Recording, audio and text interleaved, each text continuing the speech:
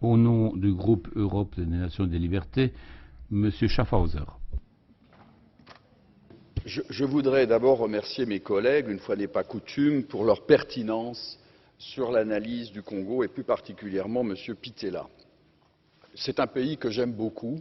J'ai moi-même été auprès du vice-président dans la période de transition, Zaïdi Ngoma, et j'ai suivi cette transition en étant un des acteurs.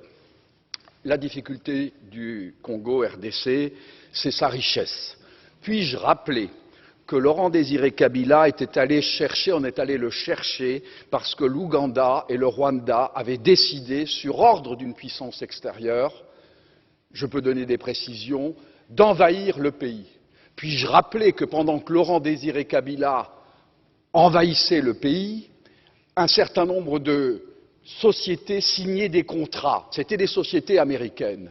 Puis-je aussi rappeler que lorsque Laurent Désiré Kabila se retourna en étant un patriote pour son pays, on décida, ici à Bruxelles, j'ai eu l'information, je peux dire de qui, il est décédé depuis, son élimination, et qu'on est allé à Washington chercher également l'ordre, et il fut éliminé 15 jours après. Et puis-je rappeler qu'on est allé chercher alors Joseph Kabila en se disant, ce jeune, on le manipulerait parce qu'il n'était pas il était de nationalité rwandaise et qu'on allait en faire un président.